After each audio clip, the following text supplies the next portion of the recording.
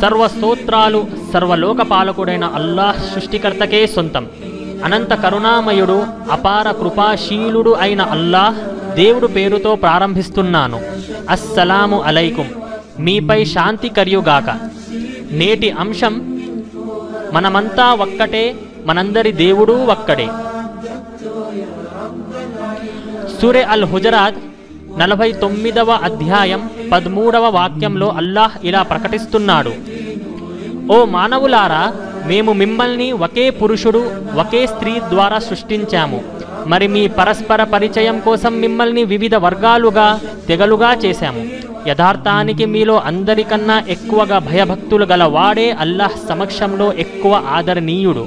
నిశ్చయంగా అల్లాహ్ అన్నీ తెలిసినవాడు, అప్రమత్తుడు. దివ్య ఖురాన్లోని ఈ వచనంలో మానవులందరూ సమానులే అని ఇస్లాం ధర్మం ప్రకటిస్తున్నది.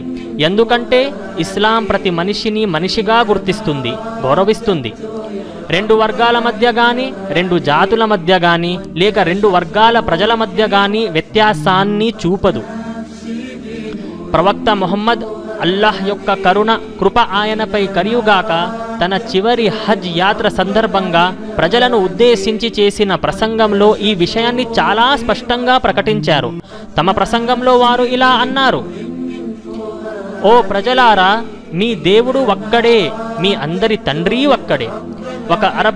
ఒక అరబ్బు దేశస్థునికి అరబ్బేతరునిపై గాని, లేక ఒక అరబ్బేతరునికి ఒక అరబ్బుపై గాని, అలాగే ఒక తెల్లవానికి నల్లవానిపై గాని, లేక ఒక నల్లవానికి తెల్లవానిపై గాని ఎటువంటి ఆధిక్యత లేదు, కేవలం అత్యంత ధర్మనిష్ఠాపరునికి తప్ప. మీలో ఎవరైతే అతి ధర్మనిష్ఠాపరులో వారే అత్యంత గౌరవనీయులు. సారాంశం: సర్వమానవ సమానత్వాన్ని ఇస్లాం ఒక ధార్మిక సిద్ధాంతంగా నొక్కి చెప్పటమే కాకుండా ఆచరణలో కొన్ని ఆరాధనల ద్వారా చేసి చూపెట్టినది కూడా.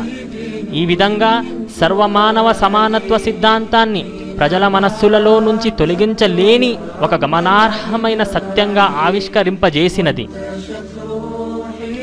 ప్రియమైన సోదరిమణులారా, మీకు ఇస్లాం గురించి ఎలాంటి అపోహలు, సందేహాలు, ప్రశ్నలు ఉన్నా, లేదా మీరు ఇస్లాం గురించి తెలుసుకోవాలన్నా సంప్రదించండి.